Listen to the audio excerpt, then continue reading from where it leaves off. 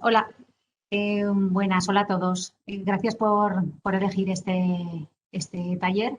Si lo habéis elegido, puede ser pues porque no sepáis lo que es la resiliencia, porque lo sepáis, pero no sepáis a lo mejor cómo desarrollar esta capacidad y queráis aprender un poquito más, aunque tampoco tiempo no es fácil, o porque os haya llamado la atención por el nombre. En cualquiera de los casos, pues vamos a intentar ir dando respuesta, ¿vale?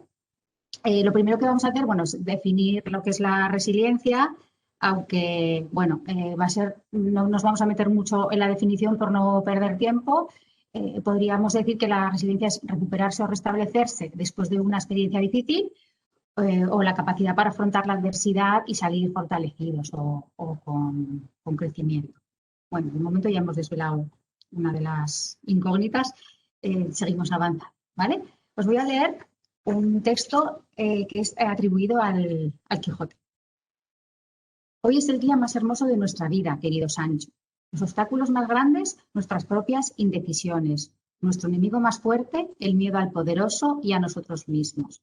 La cosa más fácil, equivocarnos. La más destructiva, la mentira y el egoísmo. La peor derrota, el desaliento. Los defectos más peligrosos, la soberbia y el rencor. Las sensaciones más gratas, la buena conciencia, el esfuerzo para ser mejores sin ser perfectos y, sobre todo, la disposición para hacer el bien y combatir la injusticia donde quiera que estén. Bueno, es toda una declaración de intenciones, ¿no? Una actitud ante la vida como muy, muy valerosa. Bueno, ya lo dijo Viktor Frankl, si no está en tus manos cambiar una situación que te produce dolor, siempre podrás escoger la actitud con la que afrontes ese sufrimiento. Viktor Frankl era un judío polaco que estuvo en un campo de concentración y escribió El hombre en busca de sentido, que es un libro pues, completamente altamente recomendable. Bueno, hay una palabra aquí muy destacable que es la actitud. ¿Vale? La resiliencia incluye una serie de pensamientos, comportamientos y actitudes que pueden ser aprendidos y progresivamente desarrollados por cualquier persona que se lo proponga. Los pensamientos nos generan emociones y esas emociones nos generan comportamientos. Volvemos al Quijote. ¿Vale? Mire vuestra merced, respondió Sancho, que aquellos que allí aparecen no son gigantes, sino molinos de viento, y lo que en ellos parecen brazos son aspas que, volteadas por el viento, hacen andar la piedra del molino. Bueno, aquí me gustaría hablar de lo que es el dolor primario y el dolor secundario, ¿no? El dolor primario es aquel que es verdadero y real, ¿no? Y el dolor secundario es aquel que incrementa ese dolor primario. Es la forma en cómo nuestra mente se relaciona y saca sus propias conclusiones a raíz de ese primer dolor. ¿Vale? Lo que nos puede hacer entrar en una espiral de sufrimiento. O sea, por un lado sería dolor primario y por otro lado ese dolor secundario sería convertir ese dolor primario en sufrimiento. Muchas veces, a raíz de un problema que tenemos, por ejemplo, nos han diagnosticado una enfermedad, nosotros hacemos una generalización, esto es un desastre, luego, por ejemplo, hacemos una personalización estilo todo me pasa a mí, y luego ya tenemos una visión catastrofista, ¿no? De esto yo no lo voy a poder superar, ¿vale? Entonces, esto es importante controlar nuestros pensamientos. Son mucho más poderosos de lo que nosotros pensamos. Por lo tanto, tendremos que intentar evitar ver las crisis como obstáculos insuperables.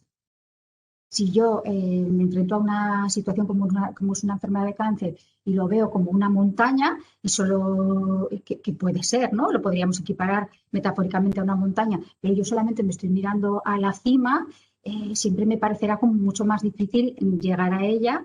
Y en cambio, si empiezo y miro pues dónde tengo yo mis pies y los primeros pasos que puedo ir dando y voy salvando piedras y pequeñitas metas, lo podré hacer lo podré ver de una manera mucho más fácil de afrontar. ¿Vale? Un ser resiliente tiene una tarea que desarrollar con actitud y firmeza. ¿Vale? Bueno, ¿qué no es resiliencia? Porque un poco en esa definición se pueden albergar como muchas dudas, ¿no? Entonces, resiliencia no significa no experimentar dificultades. De hecho, pues las experiencias difíciles nos aportan y nos dotan de herramientas para seguir avanzando en la vida. No es una negación. La negación es un mecanismo de defensa que lo que hace es protegernos ante pensamientos o emociones que nosotros los presuponemos como insoportables. Y entonces, ¿qué hacemos? Bloqueamos esa información que nos llega haciendo como que no existe, ¿vale? Entonces, la resiliencia, una persona resiliente no es esa persona que deja a un lado lo negativo, la crisis o la dificultad y dice, bueno, ya irá pasando y yo no hago nada o no me enfrento a ella, ¿vale? Sino que, bueno, que la coge como hemos dicho, con actitud y firmeza. Tampoco es resistencia, porque la resistencia es pasiva y es estoica, y la resiliencia es activa y es flexible. ¿Vale? El dolor emocional y tristeza son emociones comunes en personas que han vivido experiencias traumáticas. Por supuesto, ser resiliente no significa que todo nos venga bien y que no podamos sentir esas emociones. Al revés, las emociones son adaptativas y tienen un porqué y son absolutamente necesarias. Un ser resiliente no es un ser extraordinario. Esa capacidad está en todos nosotros y la podemos trabajar en mayor o menor medida si queremos, por supuesto, que esto también es una elección, ¿no? Es una capacidad que está en todas las personas y no es un rasgo de personalidad que se tiene o no se tiene, ¿vale? No, es que él es muy resiliente y yo no lo soy. Bueno, vamos a ir desmenuzando lo que es la resiliencia y veremos que seguro que somos mucho más resilientes de lo que pensamos. Vale, y ahora, pues más o menos ya sabéis lo que era o no, o bueno, os está, bueno, dando un poco el gusanillo de decir, venga, vale, que yo quiero ser un ser resiliente, ¿cómo lo hago? ¿Vale? Pues volvemos al Quijote. Confía en el tiempo, Sancho, que suele dar dulces salidas a muchas amargas dificultades. Vale, bueno, la resiliencia de entrada es un proceso, no es algo que chascamos los dedos y de repente ya soy un ser resiliente, con lo cual hay que darse tiempo para desarrollar esta capacidad. Por otro lado, en muchos momentos, pues no sé, te acaban de dar un diagnóstico, ¿no? Y tú o tu entorno quiere que corras, quiere que enseguida te adaptes, quiere pues eso, ¿no? Que no tengas no te permitas esas emociones de tristeza, de rabia, de enfado. Hay que darse tiempo. Dices que, por supuesto, tenemos que vernos y luego eso ya es ser resilientes, ¿vale? Un paciente de cáncer, Ángel Luis, ya era voluntario de la asociación, un hombre muy, muy resiliente. Yo le pregunté, cuando iba a dar esta charla, qué era lo que le había ayudado a él ser resiliente, y me dijo, lo primero, salir del hospital, me dijo, ¿no? Y me gustó mucho porque él en ese momento, o sea, fue como, lo ponía como un antes y un después, ¿no? Cuando él ya practicando esa paciencia ya estaba siendo resiliente, eso es lo primero.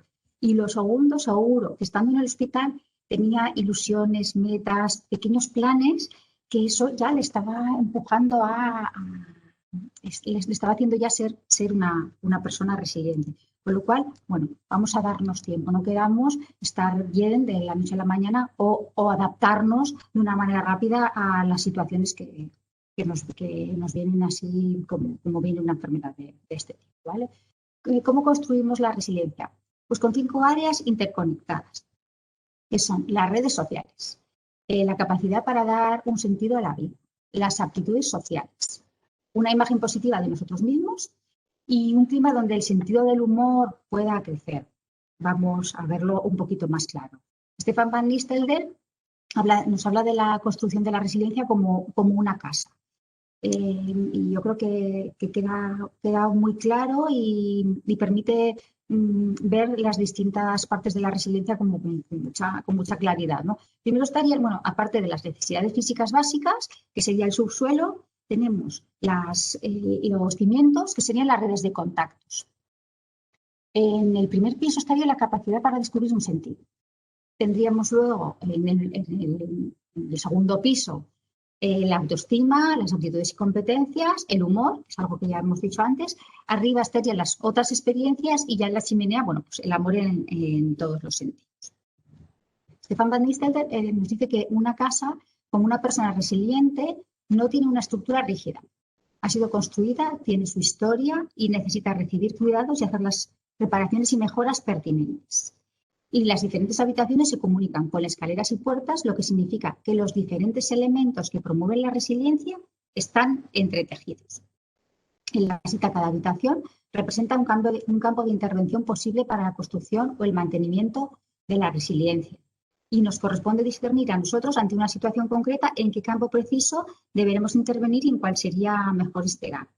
¿Vale? Esto nos ayuda, vuelvo un momentito atrás, a ver un plan un poco, un mapa mental de nosotros mismos, ¿no? Que, pues mira, pues sí, es verdad, yo las redes de contactos, pues las cultivo mucho y esto me ayuda, pero fíjate, pero no soy demasiado sensible a las críticas o me da apuro cuando estoy en público el sentirme juzgado. Bueno, pues allí en esas pequeñas áreas es donde podemos intervenir en el caso de que sea necesario. A lo mejor pues, estamos en un momento en el que dices, oye, mira, que ahora mismo no estoy para humor, ¿no? Pues solo faltaba, ¿no? Hay que ir permitiéndose. ¿Vale? Bueno, las relaciones de apoyo dentro y fuera de la familia, importantísimas. O sea, es como por eso está en los cimientos, ¿no? Porque eso nos sujeta. El pedir ayuda, fundamental. Fundamental. Muchas veces los enfermos pensamos o se piensa que nuestro entorno, como ya nos conoce y sabe cómo somos, sabe lo que nosotros necesitamos y tiene que adivinar nuestras necesidades. En un momento, a lo mejor en una situación que es muy nueva para todos, pues el cuidador o el familiar o la persona cercana no sabe cómo hacer. Entonces es importantísimo saber pedir ayuda, decir, mira, esto me ayuda, esto no, o mira, yo te pediré, o mira, déjame tranquilo y yo no me apetece hablar, en fin, el pedir ayuda de una manera que nos sirva y adecuada para que el otro sepa lo que necesitamos. Dejarse cuidar, fundamental también, importantísimo. Hay personas que son muy cuidadores y llega este momento en el que a lo mejor pues necesitamos de los demás y no sabemos hacerlo y eso nos frustra, nos enfada, repercute en la comunicación y bueno, eso también es algo importante de aprender, aunque sea poniéndonos pequeñitas metas, ¿no? de dejarnos cuidar. Escuchar modelos a seguir, bueno, fundamental. Nadie nos entiende mejor que el que lo ha pasado y para esto, por ejemplo, sirven pues las asociaciones, todas las asociaciones como la nuestra, como la Asociación Española contra el Cáncer o como todas las que están en el Congreso y otras muchísimas más, ¿no? En estas asociaciones lo que hacemos es pues crear grupos terapéuticos, pero también se crean grupos informales, los pasillos, ¿no? Después de los talleres o de las charlas o de las actividades, en donde nosotros pues, podemos compartir con los demás, podemos nutrirnos de lo que a ellos les sirve y, por supuesto, nosotros aportar. Sentirnos escuchados es fundamental. Lo primero, porque nos hace sentirnos queridos e importantes y válidos para las otras personas y también porque lo que hacemos al poner en palabras lo que nos sucede es poner en contacto el hemisferio derecho con el izquierdo y lo que hacemos es integrar lo que nos está sucediendo y muchas veces con esa integración somos nosotros mismos los que encontramos respuestas y caminos y soluciones. Y un poco lo que ya he dicho antes, ayudar nosotros. Por ejemplo, nuestra asociación y muchas otras, ¿no? Están llenas de voluntarios que han venido, que han sido beneficiarios anteriormente de la asociación y se dan cuenta de lo importante que es y de lo bien que sienta y lo maravilloso que es ayudar nosotros a los demás. Incluso algunos ya casi en el momento, ¿no? Mira, yo vengo, pero también quiero ayudar, ¿no? Esa necesidad que nos da sentido. ¿Qué preguntas nos podemos hacer a nosotros mismos para ver cómo tenemos esos cimientos? Pues bueno, pues unas cuantas. Que como no podemos interactuar, pues bueno, las dejo allí cada uno que las vaya pensando y reflexione sobre ellas, ¿no? Pues ¿a quién acudes cuando tienes un problema grave? ¿Con quién te sientes como en casa? ¿Qué personas te han ayudado realmente en tu vida? Y a veces la inspiración de una persona que falleció mismamente nos puede ayudar mucho. O quién te ha ayudado o te ha escuchado con atención. ¿O eres tú capaz de escuchar? Bueno, allí las dejo y cada uno, bueno, que vaya un poco haciendo esa reflexión personal. Bueno, seguimos avanzando. ¿De qué va el Quijote? Bueno, me lo voy a responder yo misma. Bueno, un resumen muy básico y muy rápido. Bueno, pues Alonso Quijano era un apasionado de las lecturas de las novelas de caballerías y quería ser ordenado caballero, ¿no? Y entonces quiere para poder hacer el bien, ¿no? Y ayudar a los más desfavorecidos, ¿no? Bueno, ya el Quijote en ese momento sale, ¿no? En su cruzada particular y se da cuenta que solo no puede, ¿no? Ya vuelve a buscar una red de apoyo, ¿no? Va a buscar a su escudero, ¿no? A Sancho Panza, porque se da cuenta de que solo pues, le va a costar más y teniendo ayuda pues va a ser más fuerte, ¿vale? Ahí ya el Quijote ya va siendo resiliente. Apasionado de las novelas de caballerías, como decimos, y que lucha por el amor de su amada, ¿no? Es algo que le da sentido. Bueno, a lo mejor podéis pensar que Alonso Quijano a lo mejor no estaba muy centrado, pero no importa. Para él eso era el sentido de la vida. ¿Vale? En la historia real de una vida, la resiliencia puede hacerse y deshacerse de muchas maneras. No hay una solución única, ni una manera de actuar única, ni una única historia de vida posible. O sea, que para Alonso Quijano tenía sentido, está perfecto, pero yo tengo que buscar mi sentido de la vida. Me parece importante el señalar que el sentido de la vida se explora, no se impone, no es algo que se busque o que tengas que conseguir sí o por un camino o por otro, sino que es algo que se va explorando.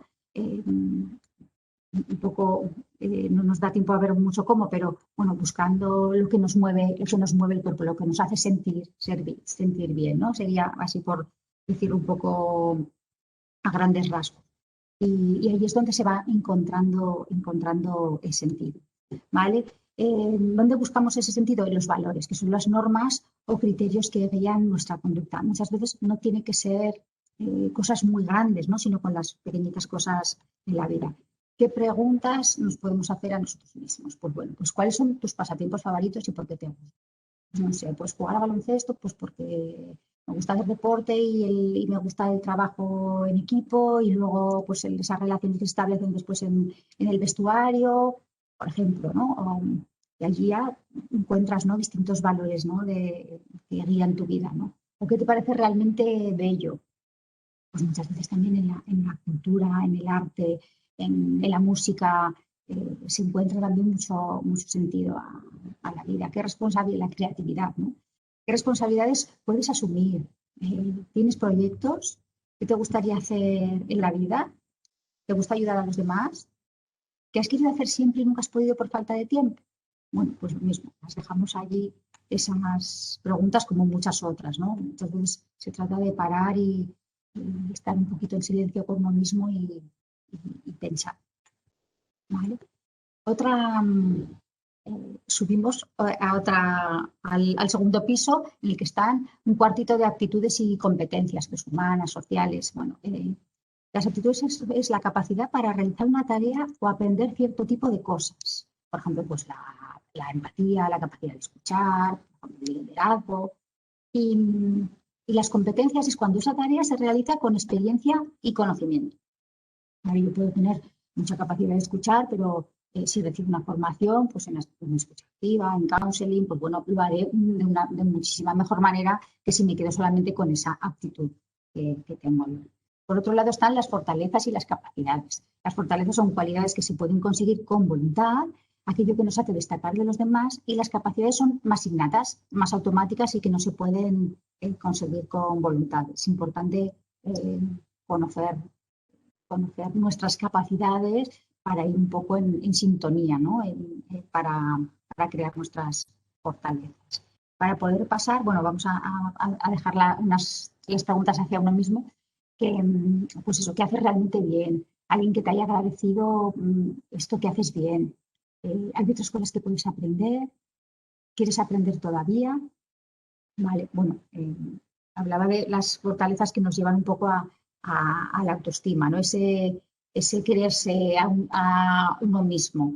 que la podemos desmenuzar en distintos conceptos para darnos cuenta un poquito de lo que se compone, ¿no? Pues el autoconocimiento, el saber eso, ¿no? Las fortalezas y capacidades que tenemos cada uno.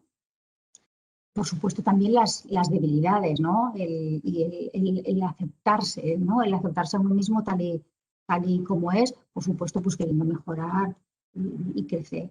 La confianza en uno mismo, pues por supuesto, fundamental. Si yo creo que no soy capaz de hacer las cosas, pues probablemente no las vaya a intentar. Hay un concepto dentro de la confianza que se llama la autoeficacia, que si yo pienso que soy capaz de realizar una tarea, invertiré muchísimo más tiempo y más esfuerzo en ella que si pienso que no voy a ser capaz.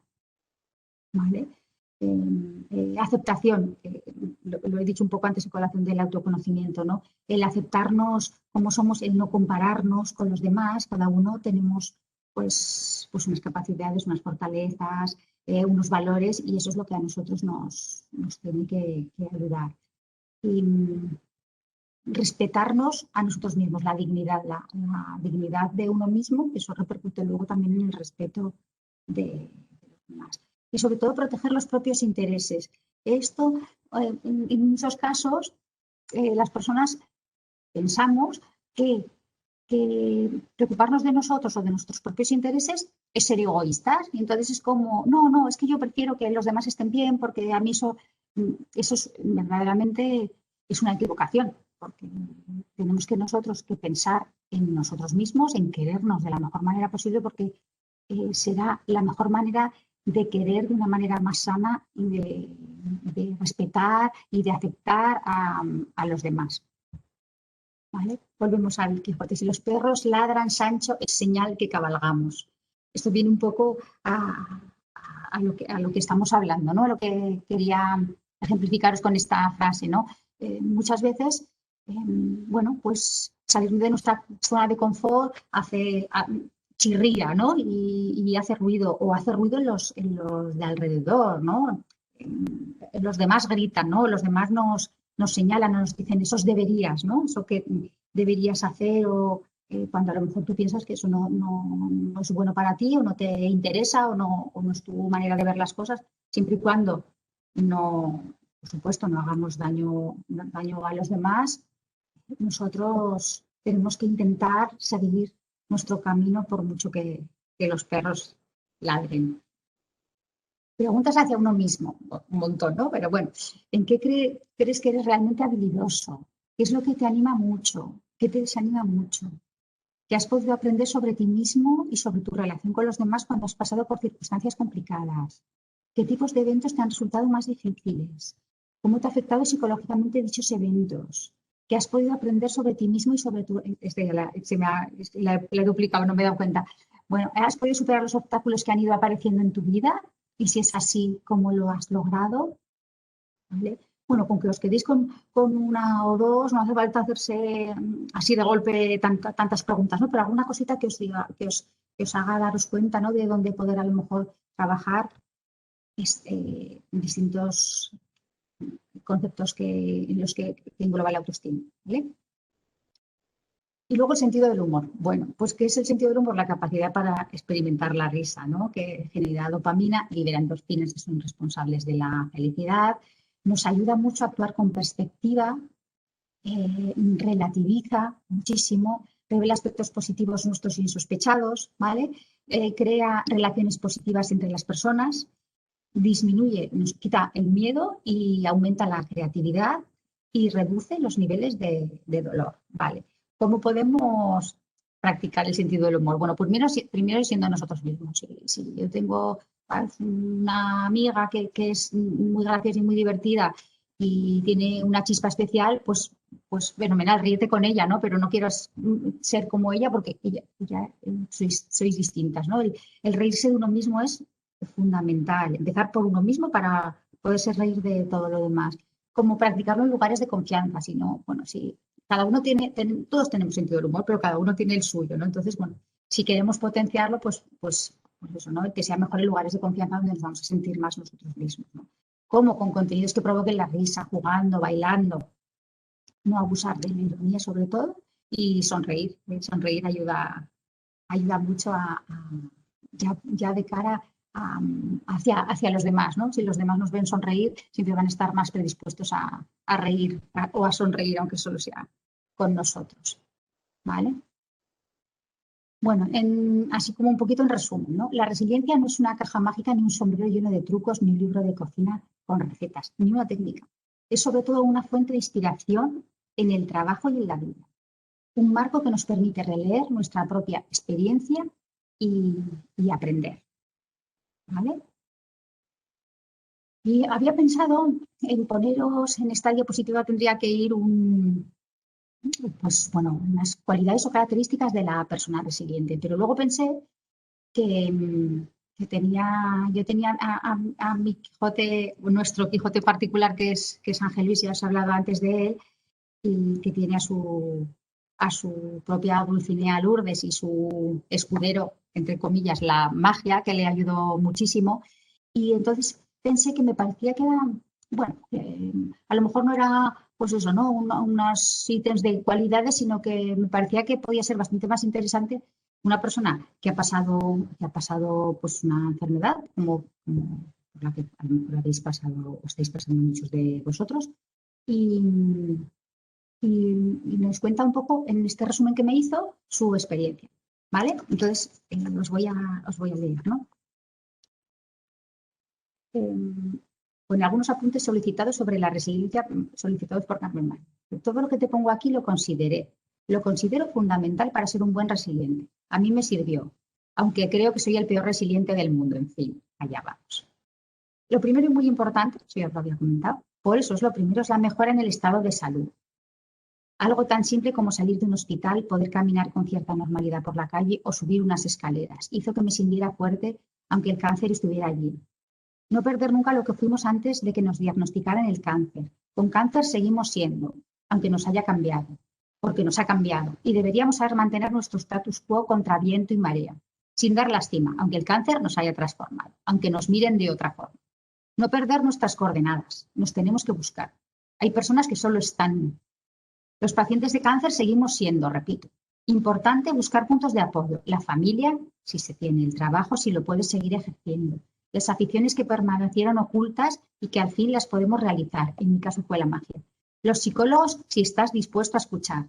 Nuestras coordenadas no necesariamente tienen que coincidir con el resto de las personas. Si yo soy así y punto. Y ahora me encuentro de esta forma. ¿Y qué? Otras cosas que ocurren con esto de la resiliencia. La resiliencia no es gratis ni viene por inspiración divina. Se puede pedir ayuda o información. Debemos saber cómo trabajar y entrenarla. Mindfulness me ayudó mucho. Entregarse a un hobby o afición también ayuda mucho. Contacto con la naturaleza, imprescindible. ¿Establecer contacto con los amigos? Sí y no, depende. Si se opta por la soledad, aprovechar lo que nos ofrece. Te eleva por encima de tus posibilidades y sabes aprovecharla en tu beneficio. Porque si no se sabe gestionar esta soledad, si no se está preparado para soportarla, te aniquila. Cuidado con esto. Agarrarse a un objetivo y establecer cada día pequeñas metas. Poco a poco iremos estableciendo metas más a largo plazo, desde ir a comprar el pan hasta planificar un largo viaje. Esto crea en muchas ocasiones esperanza para seguir viviendo. Y estas pequeñas cosas dan sentido a nuestra vida, nos hacen crecer. A mí me sirvió, repito, ir poco a poco. La humildad, la quinta y última que pone, la humildad. Con el cáncer hay que ser humilde. Ser humilde ayuda bastante a ser un buen resiliente, lo aseguro y lo afirmo. Bueno, me parece que no hay mejor resumen, ¿no? que este, el de alguien que lo ha pasado. Y ya estamos, llegamos al final. Y nada, quería acabar todos sabemos cómo empieza el Quijote. Pero no todos sabemos cómo acaba. Y ya no os voy a leer ningún párrafo más del Quijote, pero sí que voy a acabar con la última palabra del Quijote, que yo la verdad es que no sabía cuál era, pero no sé por qué al montar esta charla alrededor del Quijote sentí curiosidad, lo miré y ahí os la dejo. Y nada, muchas gracias por todo y espero que os haya gustado.